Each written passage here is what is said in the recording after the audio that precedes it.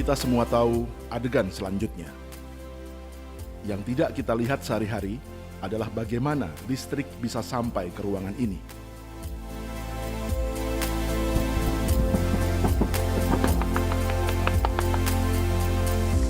Semua berawal dari sebuah ledakan di dalam tanah.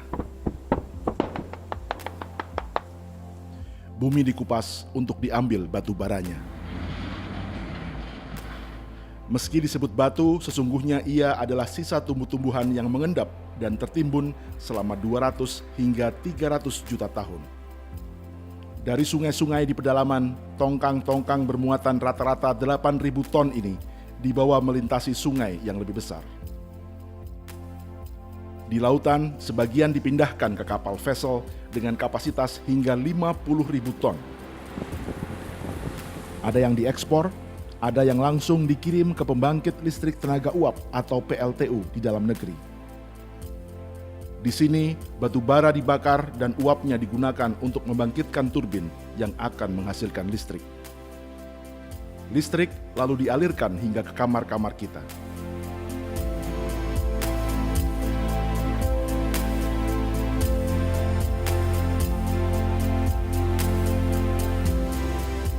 Tapi ini semua baru bagian kecil dari cerita besar tentang bagaimana sesungguhnya sumber energi ini dihasilkan.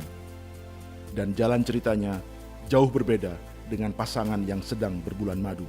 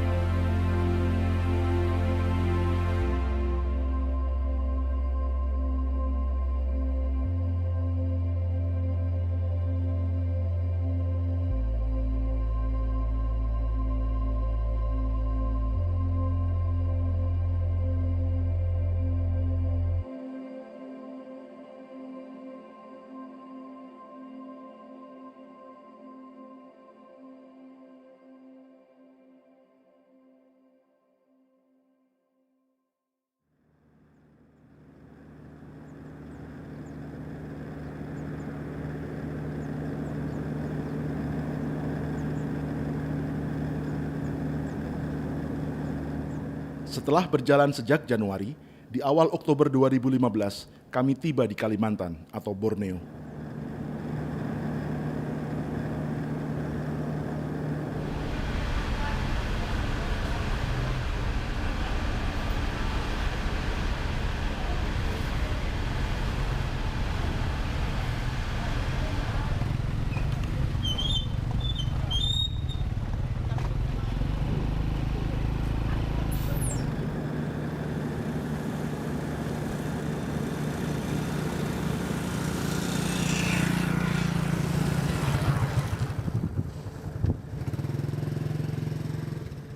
Sejumlah petani di pinggiran kota Samarinda, Kalimantan Timur selama 20 tahun hidup bertetangga dengan tambang batu bara.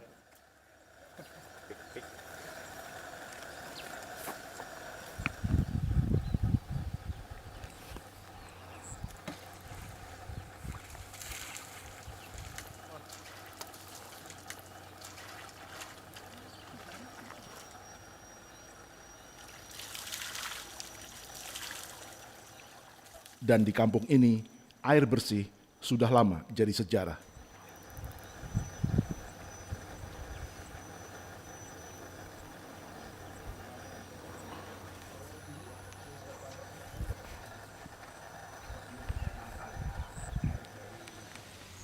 Salah satunya bagi keluarga Komari.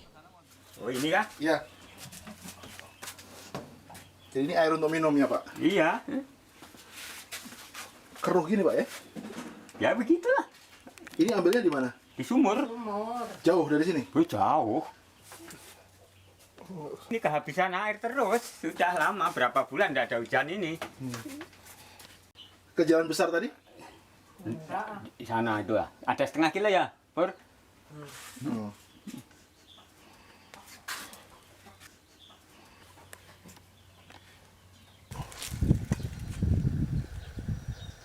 Semula ini adalah gunung yang mengalirkan air untuk sawah dan kebun komari, serta para petani transmigran yang datang dari Jawa tahun 1970-an. Kini, mereka hanya mengandalkan air hujan atau air bekas tambang yang membawa serta endapan lumpur. Dulu sebelum ada bangunan batu bara, sawah ndak rusak, ndak amburadul. Sekarang ada bangunan batu bara, rakyat kecil malah sengsara. Yang enak rakyat yang besar, ungkang-ungkang kaki terima uang. Kalau kita terima apa? Terima imbasnya lumpur. Oh yo, modelnya kayak alum-alum gitu loh. Kalau ada lumpur. Nah itu yang di sana yang kena lumpur kan nggak mau tinggi. Ini kan lumpur ini, licin ya, lumpur dari tambang ini. Protes bukannya tak dilakukan. Salah satunya Nyoman Derman dari Desa Kertabuana, Kabupaten Kutai Kartanegara. Dia tiap pagi bisa panen nih Pak ya? 2 hari sekali. 2 hari sekali ya?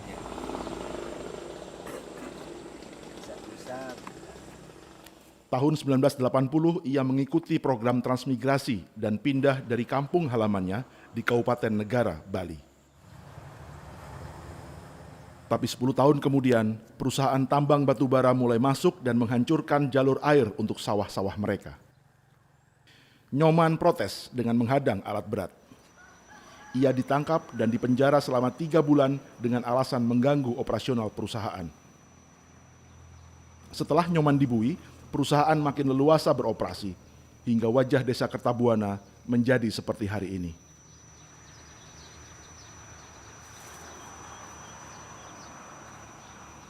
Nyoman lalu berkebun timun bersama Ketut, anak lelaki tertuanya.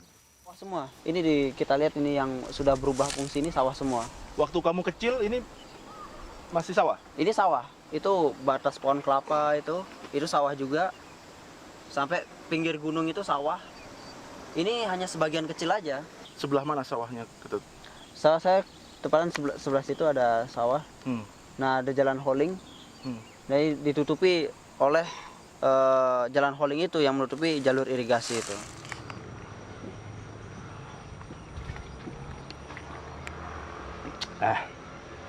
Manis dulu.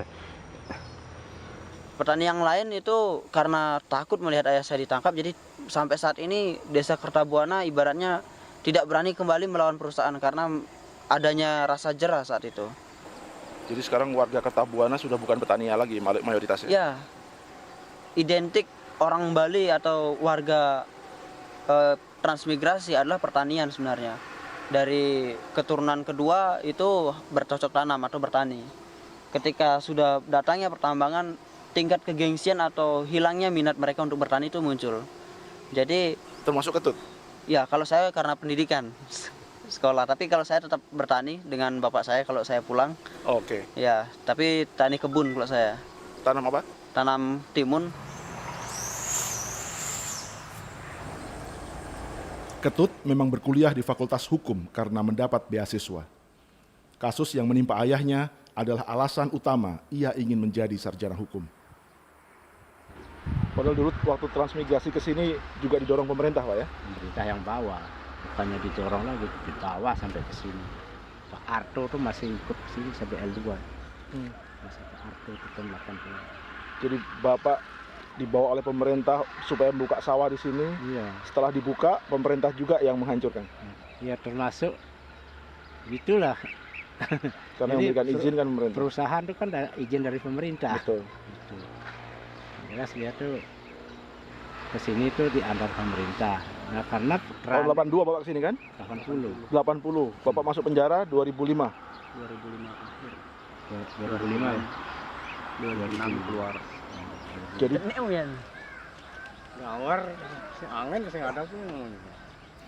Sore itu angin sedang berpihak kepada bapak dan anaknya. Tapi tak semua anak di Kalimantan beruntung bisa bermain layang-layang.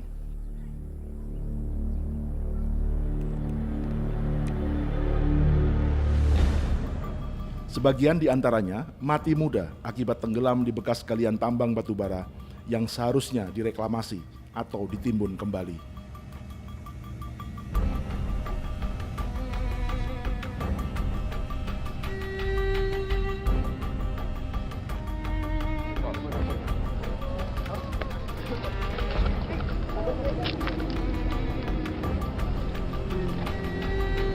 atas, di atas. Di atas siap. Di atas siap. Pak Edi. Ya. Pak Edi enggak?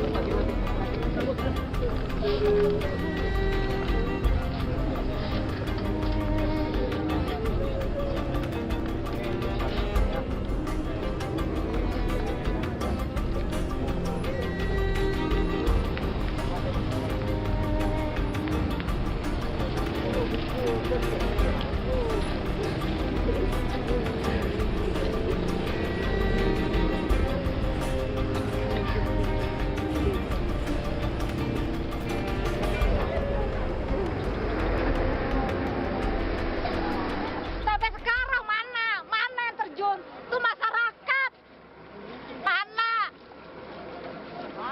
Mana orang perusahaan? Tai semua tahu. Sampai sekarang belum ketemu.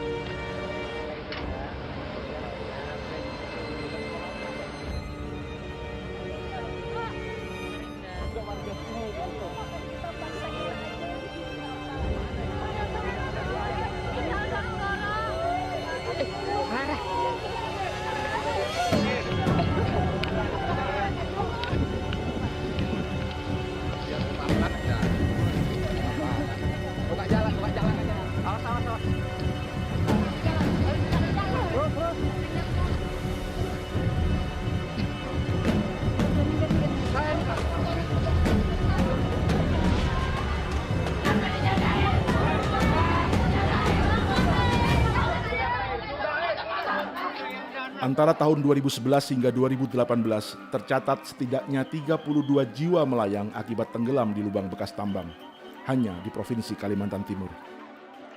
Secara nasional, antara tahun 2014 hingga 2018, jumlah yang tewas mencapai 115 jiwa. Kalau saya bangun subuh, di masjid, saya nangis-nangis di masjid, ku ingat anak saya semua.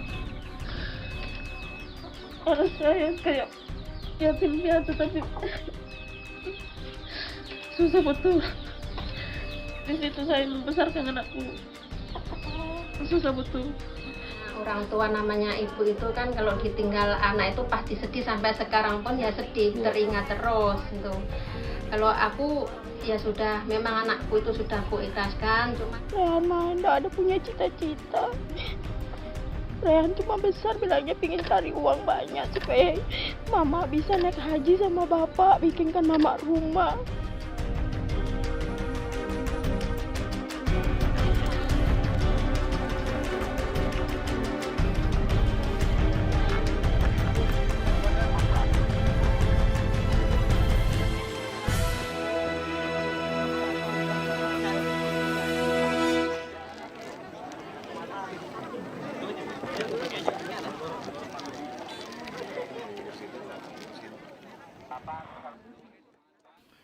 Empat tahun setelah kematian Raihan Saputra, Rahmawati masih memendam kecewa dengan reaksi pemerintah dan perusahaan yang menganggap perkara ini sebagai kasus kemalangan biasa.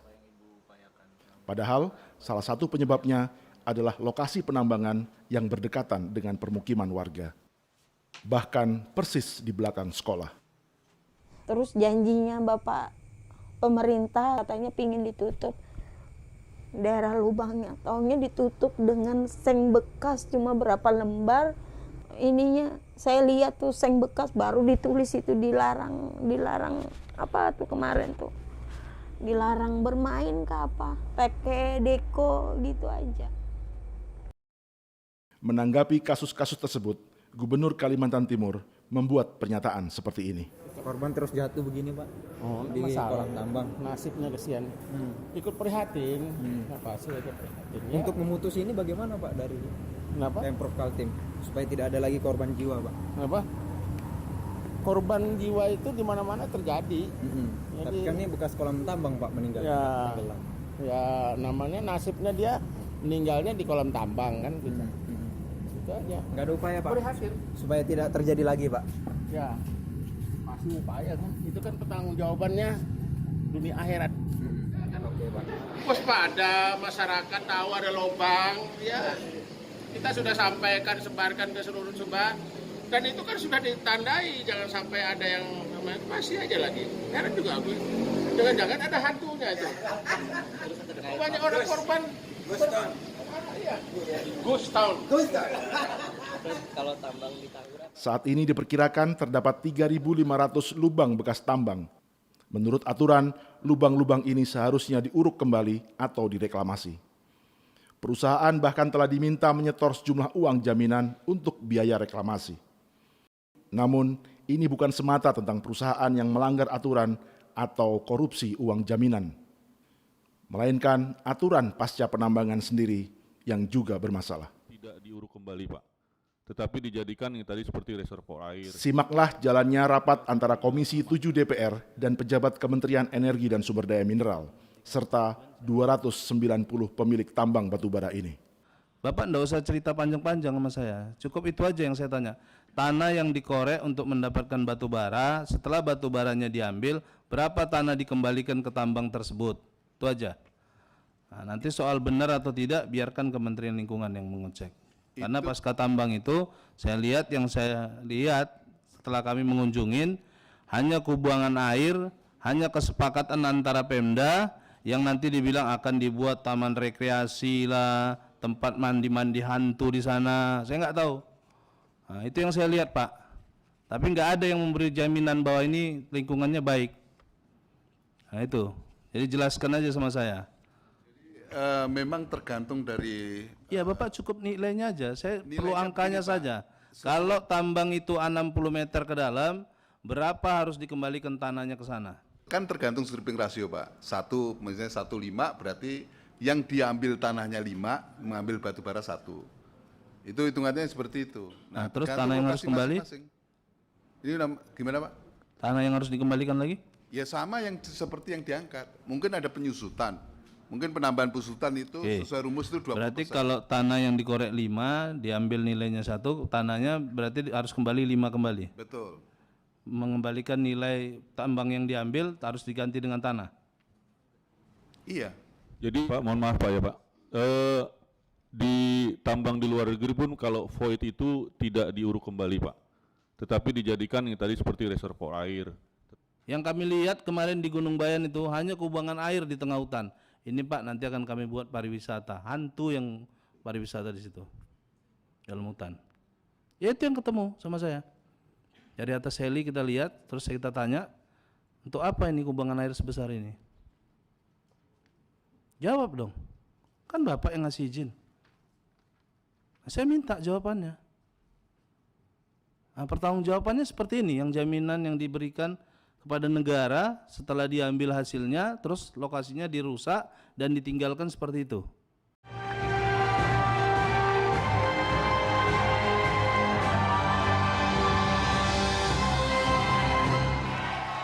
Sampai tahun 2018 terdapat kurang lebih 8 juta hektar lubang tambang belum direklamasi yang terdiri dari perusahaan besar, tambang rakyat, dan 500.000 hektar terindikasi areal tambang tanpa izin.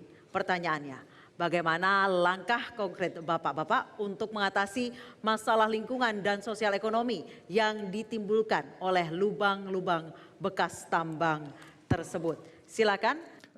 Siapapun nanti kita harus lebih galak lagi untuk mengejar pelanggar-pelanggar pencemaran lingkungan hidup dan yang tidak mentaati ketentuan-ketentuan yang dia harus melaksanakan. Terima kasih. Baik, silakan. Langsung saja Pak. Jadi selain penghutanan kembali, kita juga melihat di beberapa tambang juga telah melakukan reklamasi kembali. Ada yang menjadi misalnya pantai wisata ada juga yang lubang galian yang telah dikerjakan tambang juga menjadi sebuah kolam ikan besar. Saya kira banyak hal. Memang ada 1, 2, 3 yang memang belum dikerjakan. Tetapi sekali lagi dengan pengawasan pemerintah daerah, dengan pengawasan Kementerian Lingkungan Hidup, saya meyakini ini bisa di satu persatu bisa diselesaikan.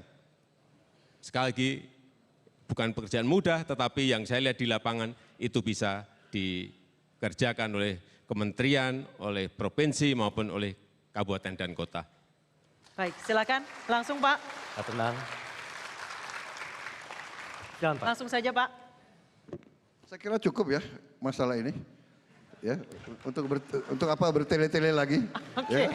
Baik, masih ada Pak waktunya. Saya kira dalam hal ini kita sama, kita ingin memberantas pencemaran lingkungan, kan begitu Pak? Ya, jadi begini ya, kalau kita berbeda jangan kita dibikin diadu-adu terus, betul nggak? Baik, silakan Pak. Ada tanggapan lain? Ya. Jadi kalau tidak ada terlalu banyak perbedaan, untuk apa kita ribut lagi Pak? Benar, Pak?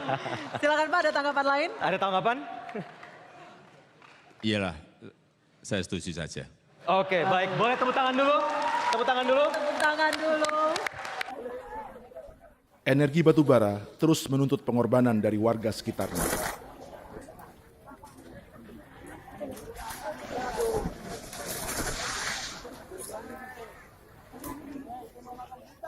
November 2018 di Sanga-Sanga, Kabupaten Kutai Kartanegara, Kalimantan Timur, setidaknya 5 rumah hancur, 11 lainnya rusak, dan jalan utama amblas akibat aktivitas penambangan yang terlalu dekat dengan permukiman dan fasilitas umum. 41 jiwa terpaksa mengungsi. Lokasi tambang ini adalah milik PT Adimitra Baratama Nusantara, salah satu anak perusahaan PT Toba Bara Sejahtera yang sebagian sahamnya dimiliki Letnan Jenderal Purnawirawan Luhut Panjaitan. Menurut laporan Jaringan Advokasi Tambang atau JATAM, 4 perusahaan terkait keluarga Luhut Panjaitan memiliki 50 lubang tambang. Masing-masing dikelola PT Adimitra Baratama Nusantara, PT Trisena Mineral Utama, dan PT Indo Mining. Juga ada PT Kutai Energi yang merupakan anak perusahaan dari induk grup Toba Sejahtera. Total lahan konsesi yang dikuasai perusahaan yang terafiliasi dengan Menteri Koordinator Kemaritiman di Kabinet Presiden Joko Widodo ini adalah 14.000 hektar. Ratusan ribu hektar, saya punya lahan tambang, betul. Tapi ya nggak ratusan ribu hektar lah. Bukan HGU juga ya? Nggak juga. Ya, tambang batu bara. Biasa. Menurut Peraturan Menteri Lingkungan Hidup dan Peraturan Daerah Kutai Kartanegara, jarak minimal antara aktivitas pertambangan dengan permukiman atau fasilitas umum adalah 500 meter. Namun aturan ini tak selalu berlaku di lapangan. Gambar ini kami rekam di Desa Mulawarman, Kecamatan Tenggarong, Seberang, Kabupaten Kutai Kartanegara. Ini putus ini, ya kan? Putus. Nih, putus ini. Sampai ke sana putus. Apalagi di dalamnya. Kalau di dalam luar biasa. Pipa tuh ada yang bocor. Ya kita masuk. Kalau rumah Mas ya, tuh lihat deh. Oh, satu ya, itu rumah-rumah. Ya, rumah. Nih. Ya. Nih. Ini. Ini bukan angin. Ini. Kenapa biar dilihat kan? Itu dalam juga ya tuh. Tuh. Nggak bisa ini, lihat nih. Nggak bisa ditutup. Kenapa? Nggak bisa tutupnya kenapa? Ya karena geser semua. Ini rusak nih rumah. Udah geser semua. Ini sama ini nggak bisa ditutup ini. Nih. Geser. Sama pintu ini nggak bisa ini ditutup nih. Nah. Nggak bisa ditutup ini. Desa yang dibangun para transmigran dari Jawa sejak 1981 ini semula berpenduduk 3.000 jiwa. Kini satu persatu warganya pergi setelah tanah mereka jatuh ke tangan perusahaan tambang.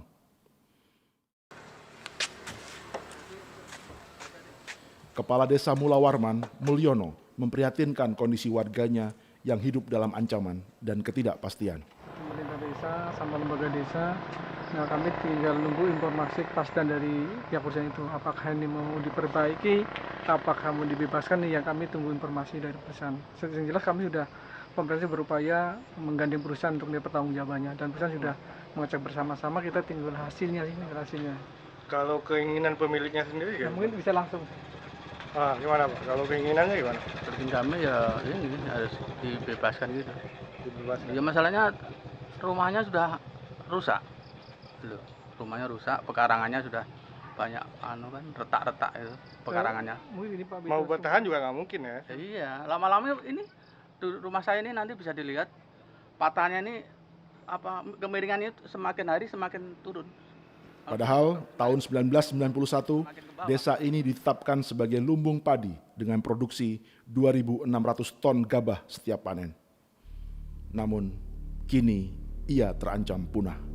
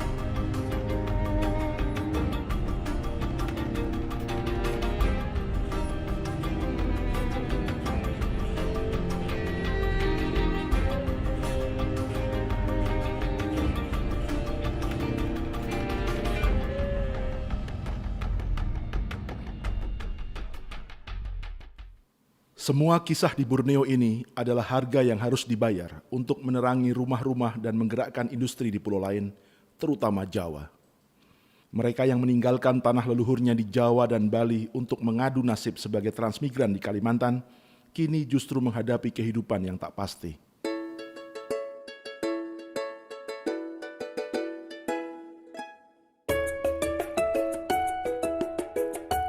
Selamat datang di Kepulauan Karimun, Jawa. Salah satu daerah tujuan wisata di Jawa Tengah.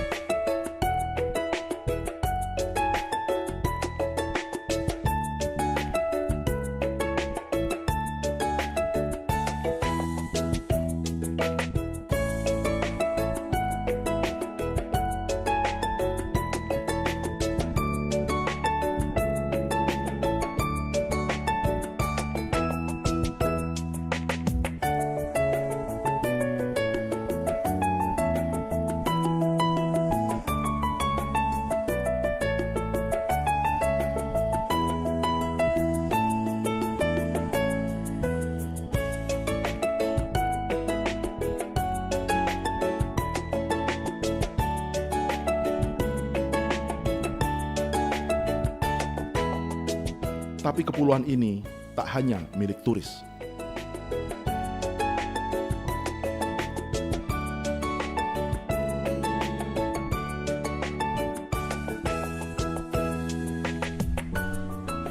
Ada nelayan seperti Mat Juri dan ribuan kawannya yang menggantungkan hidup pada laut dan terumbu karang. Ketika para wisatawan beristirahat, Mat Juri mulai bekerja.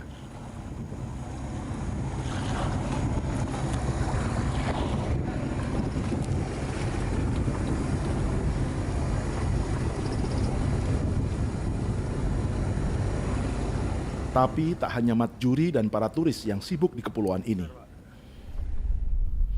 Tongkang pengangkut batu bara juga hilir mudik dalam perjalanannya dari Kalimantan menuju PLTU-PLTU di Jawa atau Bali. Padahal sebagian perairan ini masuk kawasan taman nasional yang dilindungi.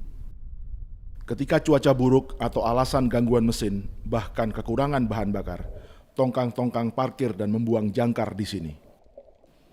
Rekaman foto dari komunitas Akar atau Alam Karimun ini menunjukkan bagian terumbu karang yang hancur akibat digilas tongkang. Kerusakan lain juga diakibatkan oleh jangkar yang kerap disangkutkan ke terumbu karang. Itu belum termasuk tumpahan bagian-bagian batu bara yang jatuh dan mencemari laut. Tongkang berlabuh, putus tali buinya, ada 4 tongkang, akhirnya terdampar di tas karang semua. Itu yang pernah dilakukan oleh teman-teman untuk protes itu. Mungkin penanganan dari pemerintah atau bagaimana kurang begitu agresif atau bagaimana mungkin kurang tahu juga.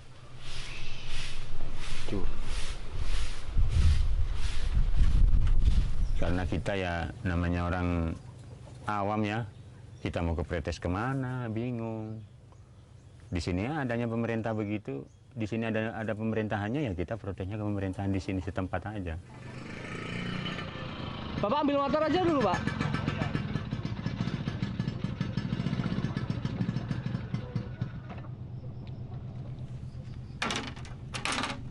Ini saya ini maksudnya. Masalah yang dialami Mat Juri di Karimun Jawa juga menjadi kegelisahan para pegiat wisata setempat. Melalui jaringan dan perkawanan, kabar ini lalu terdengar oleh sebuah organisasi lingkungan hidup internasional. Bersama para nelayan lokal, kelak mereka akan datang dalam rombongan besar dan melancarkan protes dengan cara mereka sendiri.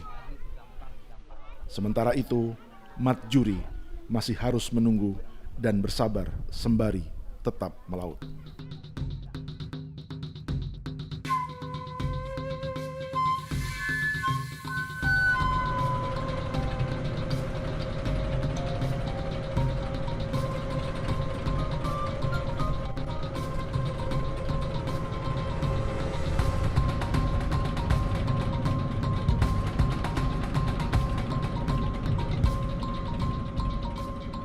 Namun tongkang-tongkang yang dihadapi Mat Juri dan para nelayan Karimun Jawa tampaknya akan bertambah. Sebab tak jauh dari mereka, sebuah pembangkit listrik tenaga uap atau PLTU sedang dibangun di Kabupaten Batang, Jawa Tengah. Jumat siang, Presiden Joko Widodo resmikan proyek pembangkit listrik tenaga uap PLTU di Batang, Jawa Tengah. PLTU yang berlokasi di pinggir pantai Ujung Negoro ini direncanakan menjadi PLTU terbesar di Asia Tenggara. Pembangunan PLTU Batang akan selesai pada akhir 2018. Namun dijanjikan sudah bisa digunakan lebih cepat 20 bulan. Terkait permasalahan lahan karena penolakan warga, Presiden menyatakan telah diselesaikan oleh Gubernur Jawa Tengah. Ada warga yang meminta kesemarataan, Pak. Apanya? Untuk harga. Untuk harga gitu, Pak. Bagaimana, Pak? Nanti urusannya Pak Gubernur, Pak Bupati. Pak, kabarnya tadi ada demo, Pak, di laut. Apanya? Gimana, Pak? Ya nggak apa-apa, demo aja kok. Banyak media yang merekam kegiatan atau pernyataan Presiden. Namun tak cukup banyak yang merekam ini. Apalagi tanah itu kan belum dijual, masih kepunyaan petani. Tadinya itu ada yang bolong, yaitu setiap jembatan. Tapi waktu sekarang sudah didadah sampai saya katakan rapat. Biasanya lewat pundi, Bu? Arep menang-menangan dhewek kan no. Apa pun clear dek DPI sedoyo napa? Polisi ya polisi, tentara ya tentara, kulo nyuwun dibakaken lah dinten saben. Dereng disade dididhi.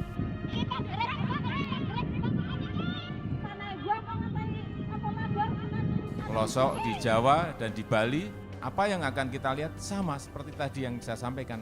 Anak-anak bisa belajar sehingga pintar, nelayan bisa membeli freezer dan bisa mendapatkan aliran listrik, toko-toko kecil di desa malam hari bisa. PLTU ini disebut-sebut salah satu yang terbesar di Asia Tenggara dengan kapasitas 2.000 MW atau setara kebutuhan listrik 1 hingga 2 juta rumah tangga.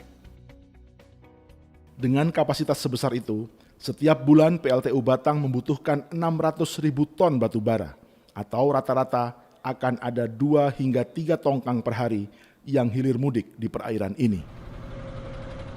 Maka tak hanya petani, nelayan pun melancarkan protes karena khawatir pencemaran dan terganggunya habitat ikan akibat kesibukan PLTU jika kelak telah beroperasi. PLTU karo berdiri, lah anakku kok digawa mlayu ring ndi. Wis ora ana tempat maneh Indonesia, Pak. Kejaba wilayah Batak, Pak. Temenan kuwi. Gara-gara apa wong sing pinter kuwi gununge didol, dong ora mikir. Lah kok ape segera ditanduri wesi. Dinggone PLTU pabrik pirang-pirang. Salat ya Allah Gusti muga-muga aja PLTU berdiri. Nak berdiri kok aku diusir tekan ndi. Kuwi wis wetan PLTU kulon PLTU mana dipikir Indonesia kuwi wis entek tanah kisik bakale. Dinggone PLTU kabeh. Sampai mak bojone aku ki asli demi Allah Indonesia iki ya Allah Gusti. Mati wingi iki mancal donya Pak. Tolak PLTU Pak. Mancal donya kuwi asli. Kok ora mikir malah kebuti PLTU ya Allah Gusti. Ya Allah. Rasane duduk ya Pak mati.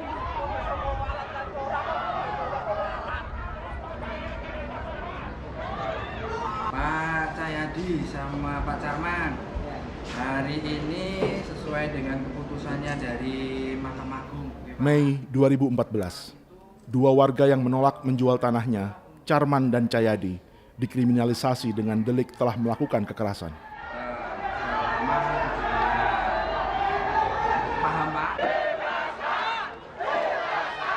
Warga pun melampiaskan kekecewaan.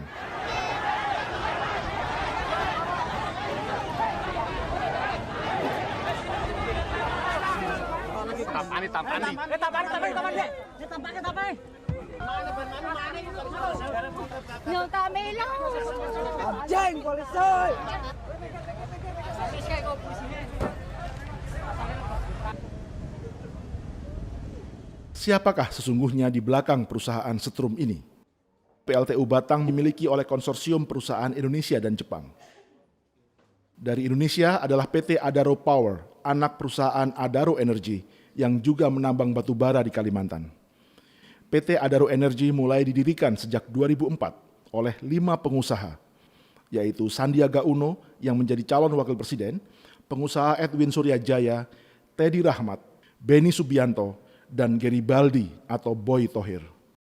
Adapun juru bicara tim kampanye nasional Joko Widodo dalam pemilihan presiden 2019 adalah Erick Thohir, yang tak lain adalah saudara kandung Garibaldi Thohir, sang pemilik Adaro.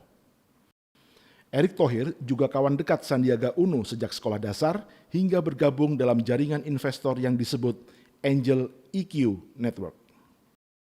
Desember 2018, meski berbeda kubu politik, perusahaan milik Sandiaga Uno, PT Saratoga Investama Sedaya, menjual asetnya kepada perusahaan milik Luhut Panjaitan, PT Tobabara, senilai 130 miliar rupiah. Yang dijual adalah saham di sebuah perusahaan PLTU di Paiton, Jawa Timur. 500 miliar rupiah sudah melayang, termasuk saham-sahamnya di Saratoga Investama, perusahaan beliau dijual, betul ya? Iya, bukan milik saya juga, kan milik Allah semuanya.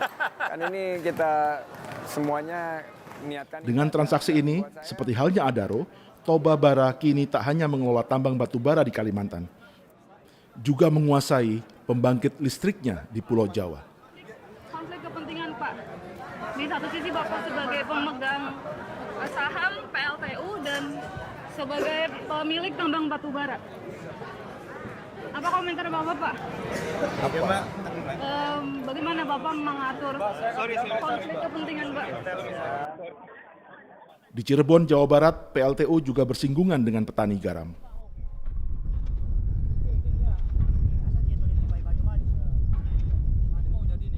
PLTU berkapasitas 600 MW ini dimiliki oleh Indika Energi yang juga memiliki tambang batu bara dan sedang membangun tambahan 1000 MW. Mau digusur. Ya. Nah, mau digusur kata saya tuh ya jangan, ini kan penghasilannya itu tetap kan, kalau itu kan katanya bilangnya programnya pemerintah. Oh. Katanya menggusur itu program pemerintah. Ya. Itu kan untuk kepentingan semua. Apa Pak alasannya Pak? Untuk mau dibikin apa itu lautnya itu? Dibikin jeti. Oh. Diuruk. Oh. Diuruk, dibikin jeti. Tahun 2016, para aktivis lingkungan menggelar aksi di PLTU ini dan berhasil menghentikan kegiatan operasi perusahaan selama 12 jam sebelum akhirnya dihentikan polisi. Karena sudah diambil PLTU. PLTU cuma tuh rajek. Oh, berapa orang Pak yang tergusur itu Pak? Ya hampir 100 lebih. 100 lebih. petani lebih. Sekarang mereka kerja apa, Pak? Ya biasa kerja tuh, ada yang mikul garam, ada yang kuli itu manggul karung di kompet. Setelah tergusur hidupnya lebih sejahtera apa lebih susah? Ya lebih susah. Oh, lebih susah ya? Iya.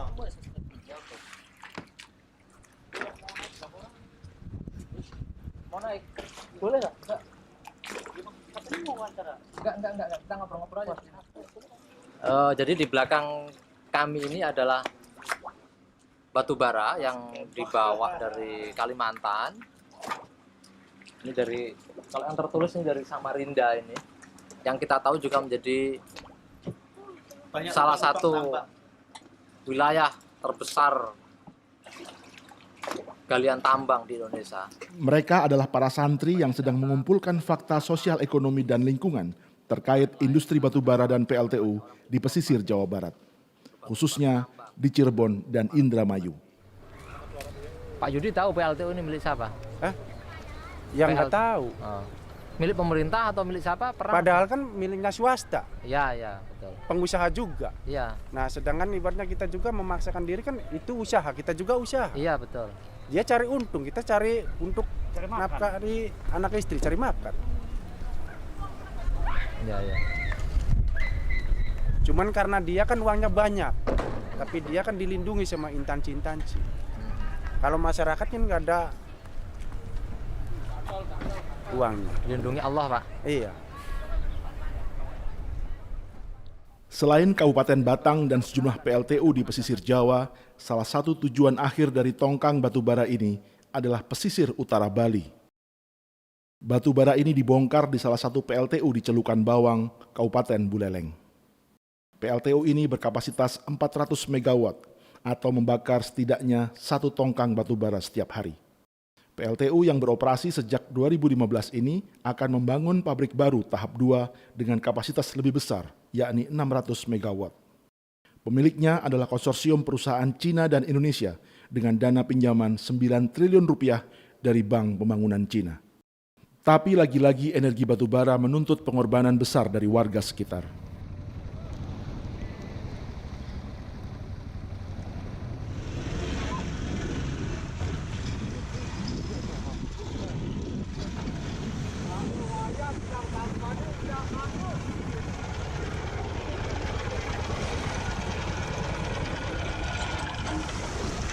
Dapat ikannya, Pak? Aduh, nggak ada. Umpan.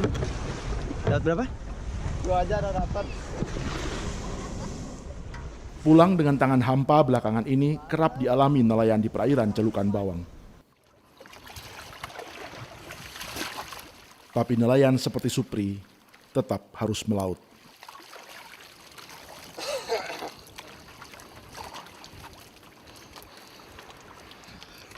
Persia. Sekarang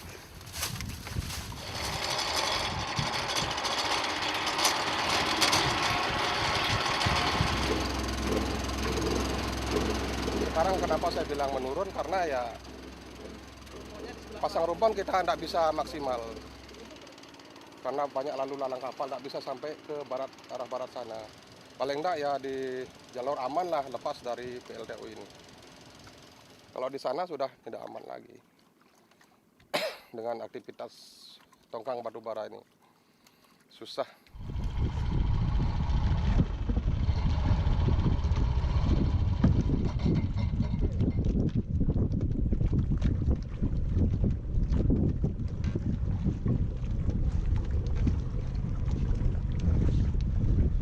Ya, lupa.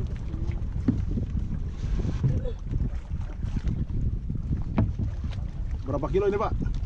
Sekitar 25. 20 lah. 20 kilo. Ya. Ini kecil nih, Bang. 1 kilonya berapa sekarang? 30.000. 30. Nah. Ini kecil ini. Kecil tuh ya? Ya,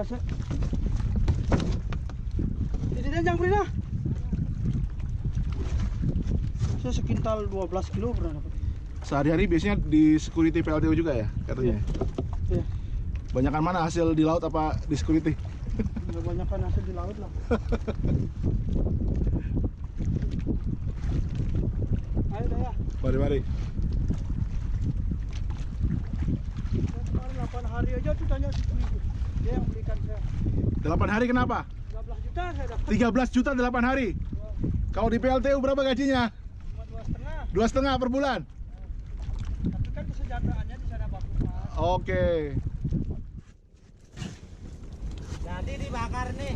Bawa aja Pak buat dipancing. Viral lah ya dokumentasi. Tak hanya nelayan, petani kelapa yang bertetangga dengan PLTU juga punya persoalan sendiri. Untuk membangun pabrik tahap 2, rumah, pekarangan, dan kebun warga telah dibebaskan. Namun sebagian memilih bertahan dan tidak melepas tanahnya. Di antara yang bertahan adalah sepetak kebun kelapa milik Ketut Mangkuwiana.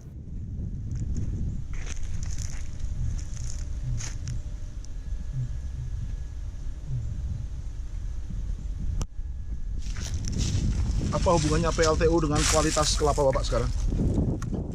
Kalau hubungan PLTU dengan kualitas kelapa sekarang kan sudah menurun buahnya. Dari segi jumlah ini sudah menurun. Karena setelah operasinya PLTU ini termasuk juga kecil buahnya sekarang.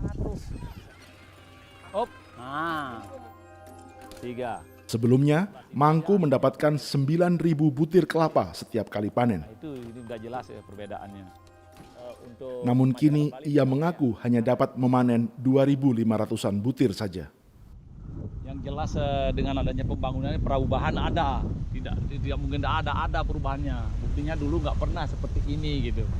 Sebelum pembangunan itu nggak ada seperti ini, sehat-sehat semua. Sekarang itu contoh nyata ada itu mati tuh, janurnya masih ada. Kalau misalnya dimakan kumang kan janurnya berarti kan itu ada janurnya tuh, itu yang sebelahnya udah coklat itu udah menunggu mati aja lah itu.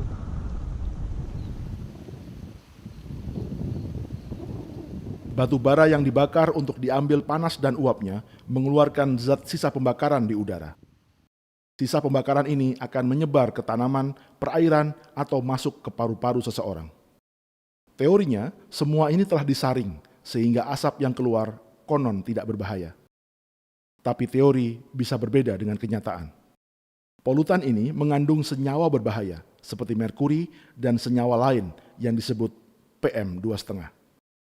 Partikel ini bertahan di udara dalam jangka panjang dan bisa terbang ratusan kilometer. Jika manusia terpapar merkuri atau PM2,5 terus-menerus, akan timbul asma, infeksi saluran pernafasan, hingga kanker paru-paru, bahkan kerusakan otak, ginjal, dan jantung. Menurut penelitian yang dilakukan Greenpeace, polusi udara dari PLTU di Celukan Bawang akan memengaruhi ekosistem lumba-lumba di Lovina hingga Taman Nasional Bali Barat. Tentu saja, berikut 650.000 jiwa populasi manusia yang mendiami kawasan ini. Kebun kelapa milik Ketut Mangku kini ibarat kerikil di dalam sepatu PLTU. Kebun ini adalah ganjalan yang memisahkan areal PLTU tahap pertama yang sudah beroperasi dan tahap kedua yang akan dibangun dan lahannya telah disiapkan. Tapi pemenangnya hampir dapat ditebak. Jika pencemaran terus terjadi, kualitas tanah ini akan turun dan tak ada tanaman yang bisa tumbuh. Saat itu, tak akan banyak pilihan bagi petani seperti Ketut Mangku. Namun tak semua orang di Bali berada dalam posisi tak punya pilihan. Sebagian listrik di gedung ini menggunakan energi matahari dan berhemat jutaan rupiah per bulan. Beli mungkin kalau untuk skala kantor atau rumah, mungkin yang dilakukan ini sebuah solusi in situ lah ya, atau solusi yang di lokasi. Tapi kalau kita pikirkan kebutuhan massal seperti ini, Bli, 200.000, 1 juta, 10 juta rumah tangga, apa solusi energi untuk? Saya pikir ya in situnya ya di situ tersebar di para pengguna itu, dan besarnya area pembangkitan karena tenaga surya selalu terkait dengan area luas area pembangkitan, ya harus kita proporsionalkan dengan yang mereka gunakan. Bagi Gung Kayon, tak perlu ada pusat pembangkit dengan lahan luas yang mendistribusikan listrik ke setiap rumah dengan jaringan dan kabel-kabel panjang atau interkoneksi. Setiap rumah cukup menyediakan ruang 1 meter persegi untuk setiap Rp10.000 biaya listrik per bulan. Jika biaya listrik bulanan Anda Rp300.000, berarti butuh setidaknya 30 meter persegi untuk memasang panel surya. Bahkan bidang vertikal pun dapat digunakan. Bagi Gungkayon, jika lembaga keuangan bisa memberikan kredit motor, mestinya juga mudah memberikan kredit panel surya untuk setiap rumah. Bahkan jika perlu, negara mensubsidi bunganya. Jadi beli tinggal di Tabanan, naiknya ini ya? Ya. Ini berarti listrik ya, Bli? Listrik, normalnya charging pakai listrik biasa, tapi ini saya tambahin solar panel fleksibel, lumayan untuk saat berjalan siang hari atau efektifnya saat parkir sebenarnya.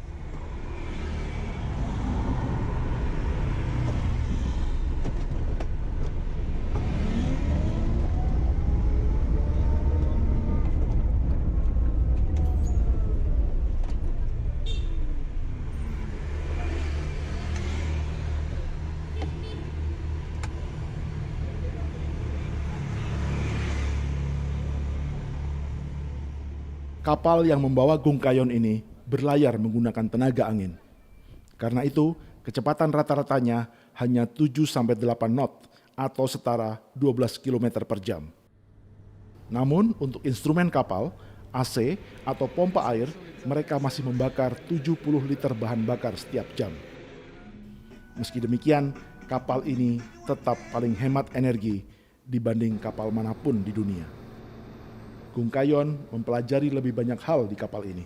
So in every how many months that you fill in the tank? Again, it depends how much we move in between, but we have a capacity of around 100 tons, so you can make the... We can go without, I think the last time was in Hong Kong. Hong Kong was in January. Wow. Now it's April, so it's more than 3 months already. But again, it depends, because if we sail or move all the time, it's very consuming. Selain Ketut Mangku dan sepetak kebun kelapanya, ekspansi PLTU Celukan Bawang di Buleleng terganjal kerikil yang lain.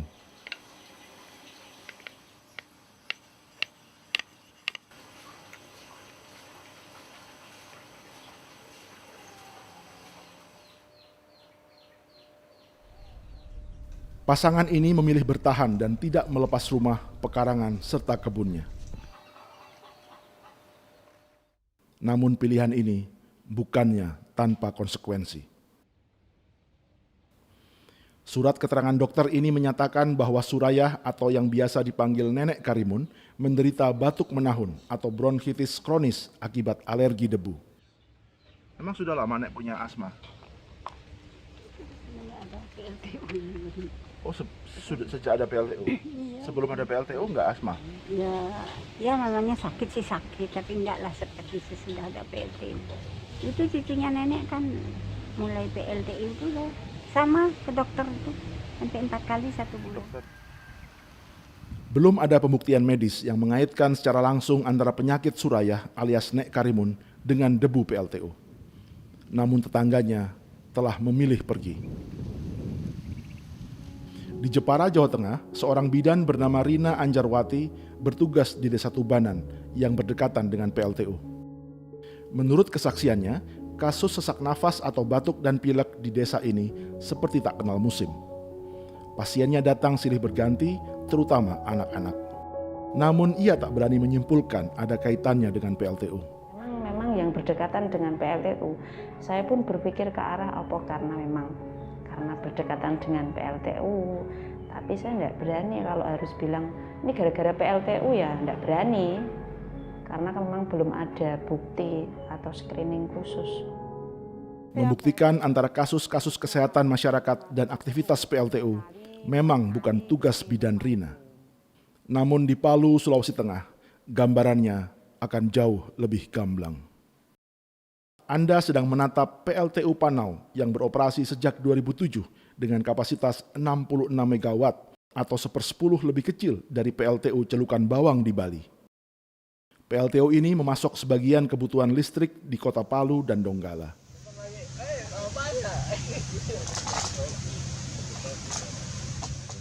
Meski kapasitasnya kecil, bagi keluarga Arsyad yang berjarak 100 meter dari pagar PLTU, dampaknya sangat serius.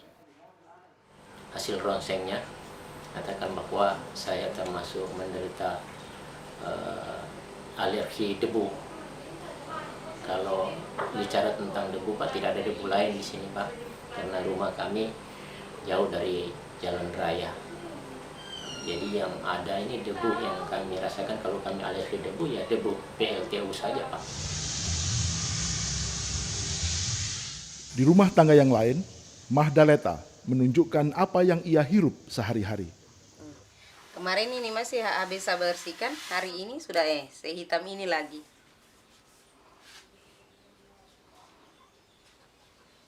Atau di rumah Rusli Talib yang juga bersebelahan pagar dengan PLTU.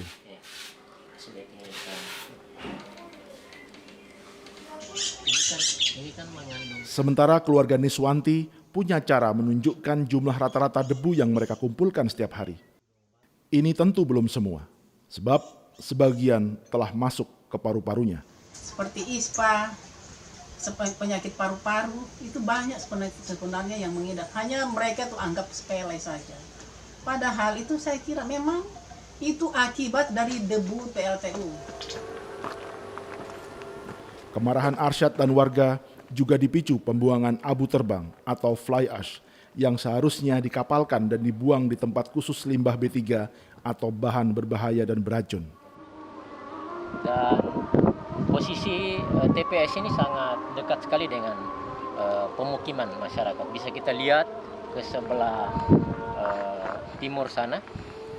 Sisa terpal ini sebenarnya awalnya berupa janji pihak PLTU untuk menutup keseluruhan tumpukan fly ash di sini dengan geomimbran. Namun pada kenyataannya itu tidak dilakukan seperti janjinya akan menutup dengan geomimbran, tapi hanya dengan terpal biasa. Dan inilah kenyataannya bahwa setelah ditutup dengan terpal, ditutup lagi dengan fly ash yang baru. Pada Januari 2017, PT Pusaka Jaya Palu Power telah dinyatakan bersalah oleh Mahkamah Agung. Namun putusan lembaga hukum tertinggi ini tak terlalu membawa pengaruh bagi masyarakat. Selama 7 tahun antara 2009 hingga 2016, PLTU ini dimiliki oleh PT Toba Sejahtera milik Luhut Panjaitan. Sebelum akhirnya berpindah tangan, termasuk 5% sahamnya kini dimiliki oleh pemerintah Kota Palu. Selain jalur hukum, aksi protes hingga memblokade jalan juga sudah dilakukan. Tak terhitung audiensi dengan para pejabat dan politikus lokal.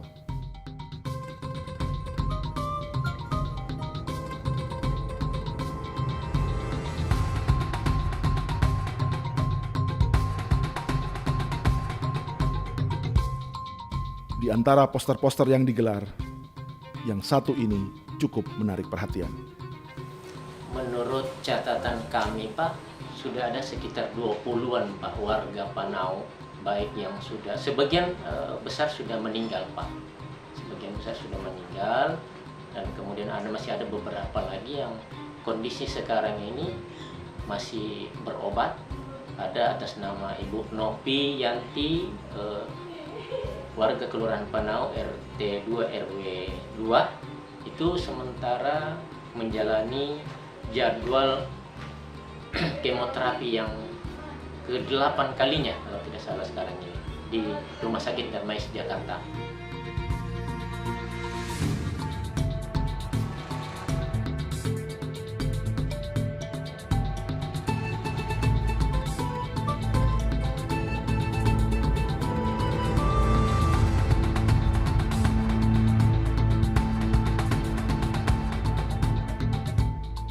Selamat datang di ibu kota negara yang bermandikan cahaya.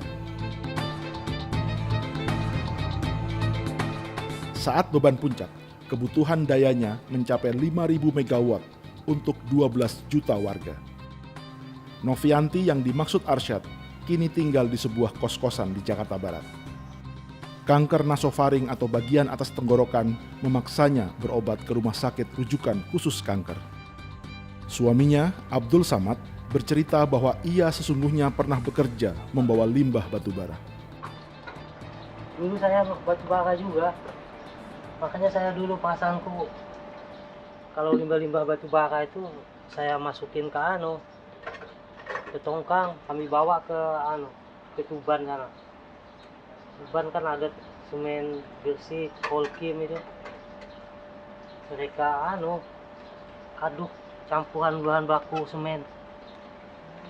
Yang di Palu itu kayaknya enggak. Hah? Itu ada udah habis ya?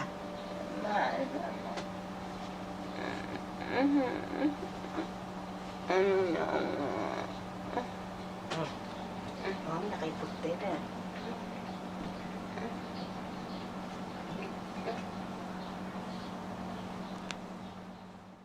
Sudah 8 bulan, Novi dan Samad indekos di belakang rumah sakit kanker Darmais. Secara teori, kanker nasofaring memang banyak ditemukan di Asia Tenggara. Penyebabnya mulai dari virus, faktor keturunan, dan terpapar polusi udara, dari asap rokok, asap tungku dapur tradisional, hingga polusi bahan kimia lainnya. Kamu lima ini, dia jalan merenung, kami limanya yang aman semaran dimuang. Ini, maksudnya dia jalan merenung, dia lah. Kami limanya, kamu mau kemana? Mau ngasih masyarakat. Selain telah menjalani 9 kali kemoterapi, Novi juga harus melakukan penyedotan cairan hitam di belakang rongga hidungnya. Menurut penelitian Universitas Harvard dan Greenpeace yang dipublikasikan tahun 2015, PLTU batubara di Indonesia menyebabkan kematian prematur hingga 6.500 jiwa setiap tahunnya. Atau jika di rata-rata, maka ada 17 kematian setiap hari akibat terpapar polusi batubara. Sejak beroperasi tahun 2007 hingga 2017, hanya di satu kelurahan Panau ini saja dilaporkan setidaknya 8 orang telah meninggal akibat kanker dan penyakit paru. Sementara 6 orang lainnya, termasuk Novianti, sedang menjalani perawatan dan kondisinya semakin memprihatinkan. Namun belum ada instansi pemerintah atau otoritas kesehatan yang melakukan penelitian dan mengumumkan kaitan antara aktivitas PLTU dengan kasus-kasus kematian akibat kanker di Panau. Sementara peristiwa demi peristiwa yang mengancam keselamatan umum terus terjadi. Kejadian ini direkam 29 Agustus 2018 di lokasi stockpile batubara di Kabupaten Kutai Timur, Kalimantan Timur. Aktivitas penambangan yang terbuka dan datangnya angin kencang membuat warga di 2 desa, yakni Kaliorang dan Selangkau, yang akan membayar semua dampaknya. Debu-debu.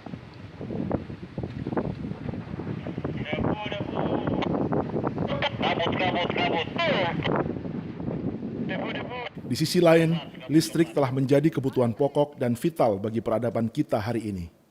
Dari mulai rumah tangga, ruang operasi di rumah sakit, hingga untuk menggerakkan mesin-mesin. Warga yang mengeluh atau marah akibat pemadaman atau nyala bergilir setiap hari menghiasi media sosial kita. Jangan nanti saya datang ke sini masih biarpet. Suara yang saya dengar biarpet terus.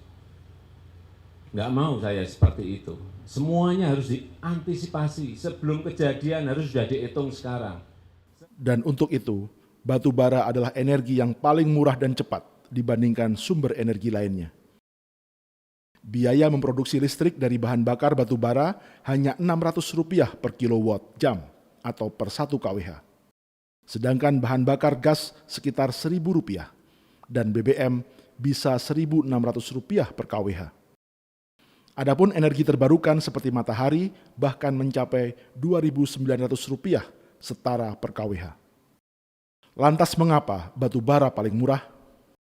Jawaban singkatnya, karena ongkos lingkungan, sosial ekonomi, dan bahkan keselamatan umum serta kesehatan masyarakat dibebankan kepada mereka yang terdampak. Menurut Rencana Usaha Penyediaan Tenaga Listrik atau RUPTL, hingga tahun 2027, 54% listrik kita masih dari batu bara. Sementara energi terbarukan seperti angin, matahari, dan air hanya sekitar 22%. Dari dokumen tentang kepemilikan perusahaan di Departemen Hukum dan HAM, putra sulung Presiden Joko Widodo, Gibran Rakabuming Raka, pernah tercatat sebagai pemegang saham dan komisaris PT Rakabu Sejahtera, yang saat ini telah digantikan adiknya, Kaesang Pangarep. Namun saham perusahaan mebel ini tidak hanya dimiliki keluarga Jokowi. Juga ada saham PT Toba Sejahtera milik keluarga Luhut Binsar Panjaitan. Grup Toba Sejahtera sendiri adalah induk perusahaan PT Toba Bara yang memiliki tambang batu bara dan PLTU, dan baru saja membeli saham Sandiaga Uno di PLTU Paiton, Jawa Timur. Tapi apa kepentingan perusahaan induk seperti Toba Sejahtera dengan sebuah perusahaan mebel asal Solo?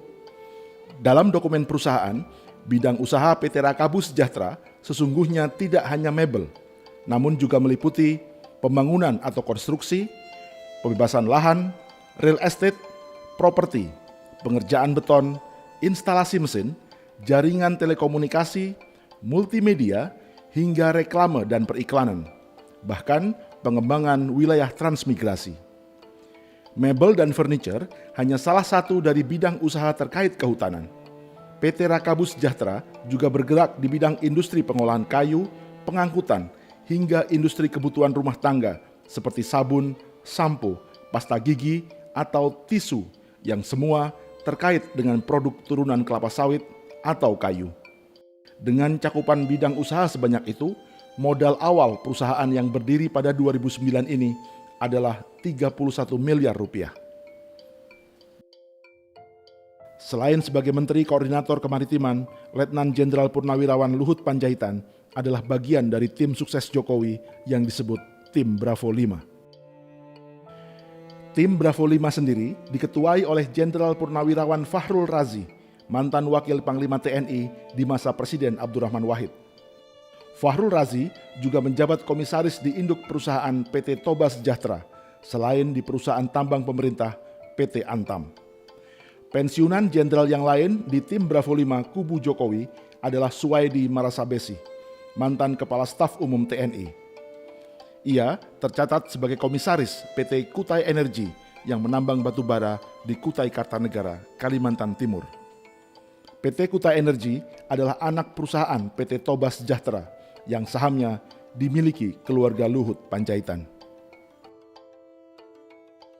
Tanpa melihat afiliasi politik, inilah sebagian jenderal TNI dan Polri yang jejaknya sedang dan pernah berada di perusahaan tambang batu bara.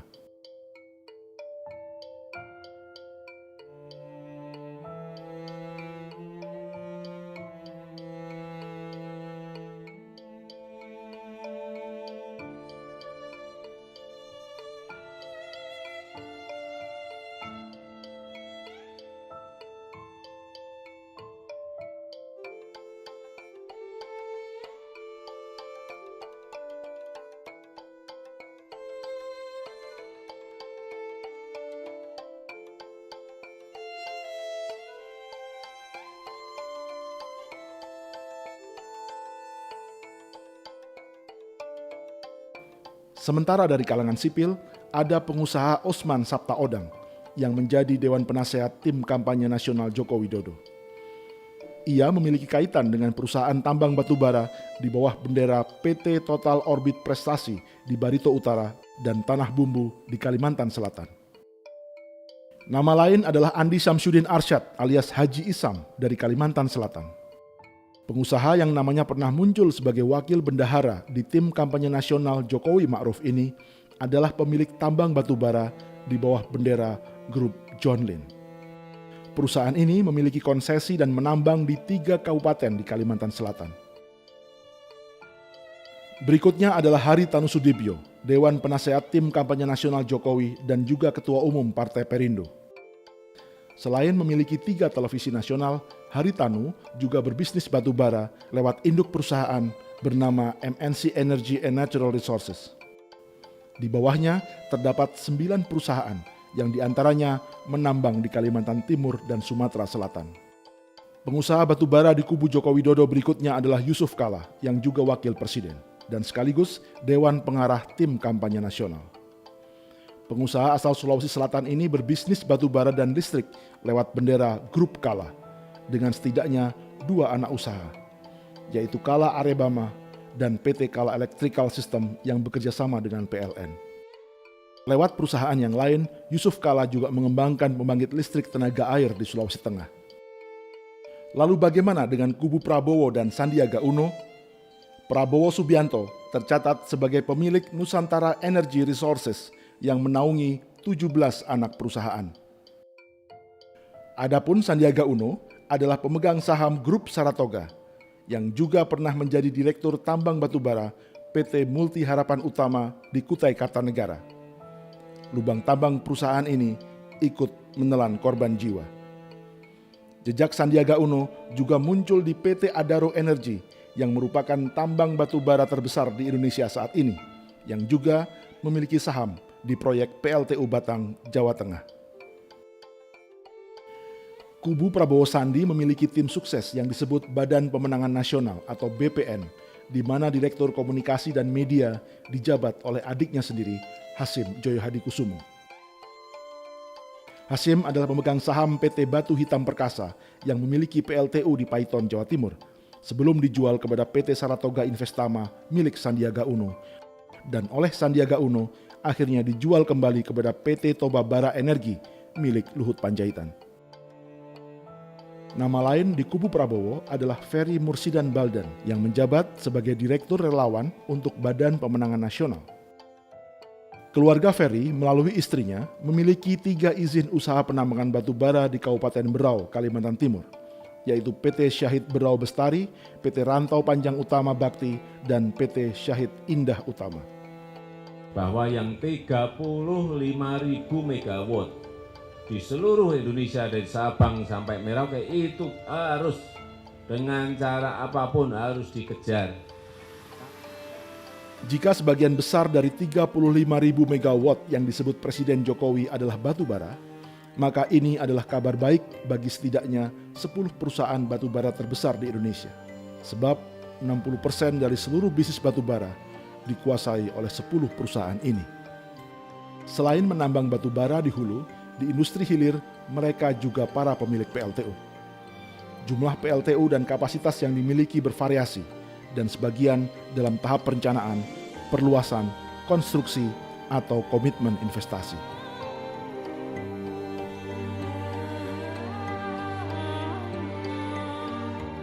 Sebagian besar mereka memang tercatat di Bursa Efek Indonesia. Bahkan juga tercatat sebagai perusahaan bersaham syariah, seperti Adaro Energy, Bayan Resources, Harum Energy, Indika Energy, Indo Tambang Raya Megah, Bukit Asam, hingga Toba Bara Sejahtera. Saham syariah adalah saham yang dianggap tidak bertentangan dengan prinsip-prinsip syariah di pasar modal. Lembaga yang menentukan perusahaan-perusahaan tambang berstatus syariah ini adalah Dewan Syariah Nasional yang dibentuk oleh Majelis Ulama Indonesia atau MUI. Lantas siapa yang memimpin Dewan Syariah Nasional MUI? Calon Wakil Presiden Ma'ruf Amin yang juga Ketua MUI. Ma'ruf juga tercatat sebagai Dewan Pengawas Syariah di sejumlah bank seperti Bank Syariah Mandiri, BNI Syariah, Bank Mega Syariah, dan Bank Muamalat. Itu belum termasuk Dewan Pengawas Syariah di 3 perusahaan asuransi, Mega Insurance, Bringin Life, dan BNI Life Insurance. Di Bank Muamalat, di mana Ma'ruf tercatat sebagai Dewan Pengawas Syariahnya, baru-baru ini hendak mendapat bantuan modal dari sebuah konsorsium yang salah satunya bernama Links Asia. 3 nama di perusahaan investasi asal Singapura itu sendiri juga tidak jauh dari lingkaran bisnis batubara. Rizal Rishad pernah tercatat sebagai pendiri PT Brau Coal Energy yang menambang di Kalimantan Timur. Jamal Atamimi adalah komisaris di PT Toba Bara Sejahtera. Sementara Diki Yordan adalah direktur di Toba Bara.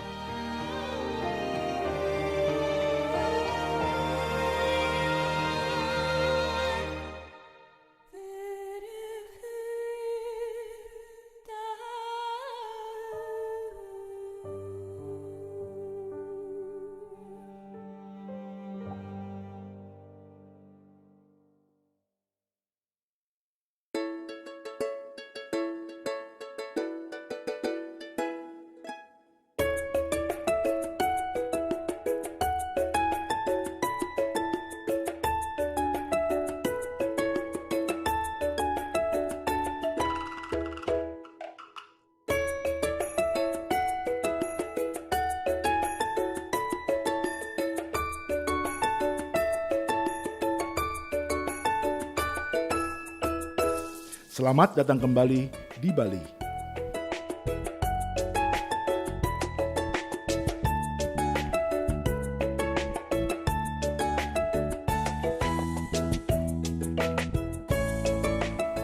Teluk Benoa, kapal legendaris milik Organisasi Lingkungan Internasional ini sedang menuju lokasi PLTU Celukan Bawang di Kabupaten Buleleng.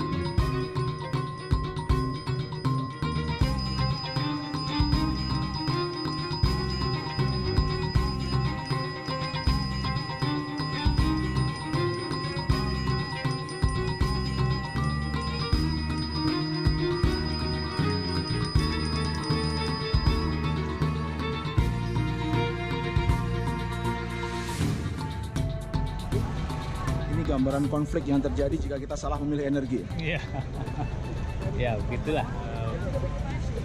Jika ya kita bisa milih sesuatu yang lebih bersih, tentunya akan lebih berkelanjutan dan lebih baik untuk bumi, lebih baik untuk kita semua.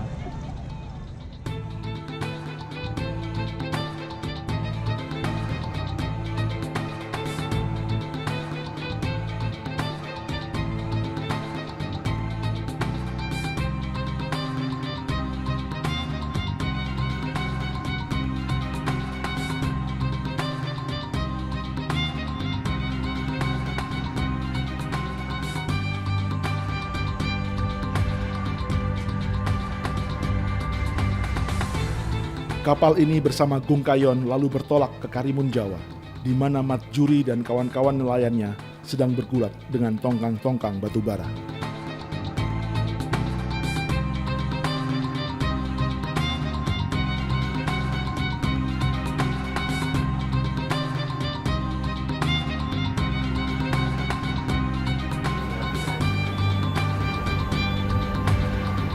Beberapa hari kemudian, mereka tiba di Laut Jawa dan mendapati kesibukan tongkang-tongkang batu bara.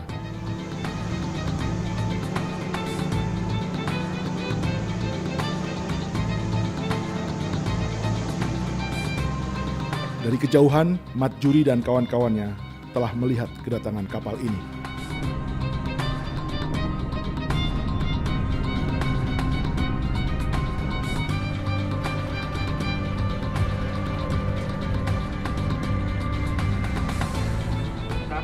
Kahar 5 di sini Rainbow Warrior. Anda berada di kawasan konservasi Taman Nasional Karimun Jawa yang terlarang untuk dilewati. Kapal-kapal tongkang batu bara telah membuat kerusakan terumbu karang di Karimun Jawa dan kami meminta Anda untuk segera keluar dari kawasan konservasi. Kami akan melakukan aksi damai tanpa kekerasan untuk menunjukkan betapa berbahayanya lalu lintas kapal tongkang batu bara terhadap terumbu karang yang ada di kawasan konservasi ini. Kami akan beraksi mengecat lambung kapal Anda dengan cat air ramah lingkungan dan kami tidak akan melakukan kerusakan apapun terhadap kapal Anda. Kami tidak akan melukai kru Anda dan kami harap kapal Anda bisa segera keluar dari kawasan konservasi ini. Kami bersama media dan jurnalis akan mendokumentasikan seluruh kegiatan ini. Siapa? Saya lapor dulu sama Kapten. Mampus loh, mampus. Apa itu? Langsung naik kapal. Oke,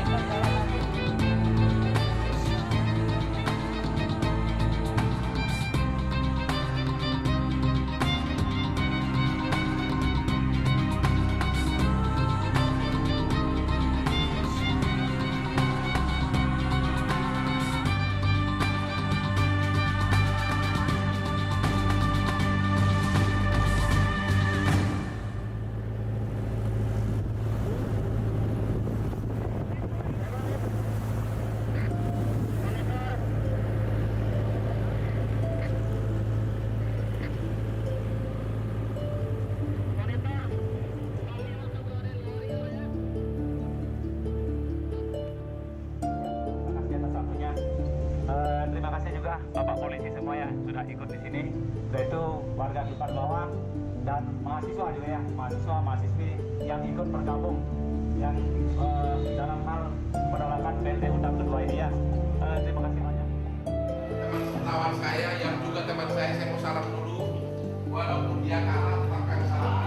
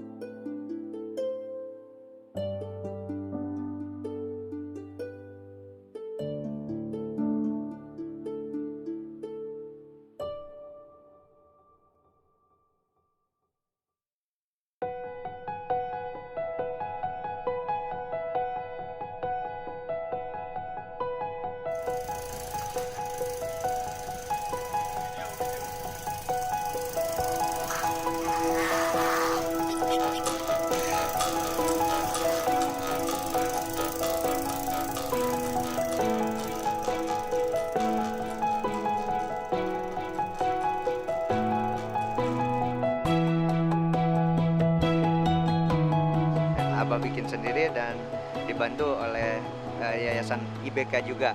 Salah satunya ya kita ada sumber airnya, ya ada juga istilahnya hutannya. Jadi ya warga juga menjaga hutan dan bisa menikmati hasil alamnya, termasuk listriknya sendiri ya dihasilkan dari alam ini, dari hutannya sendiri. Ini hasil mungutin barang-barang bekas orang. dibungkutin, kemudian dimodifikasi lagi, dan ini menjadi alat untuk energi untuk televisi lokal kita. Ini di save di baterai ini.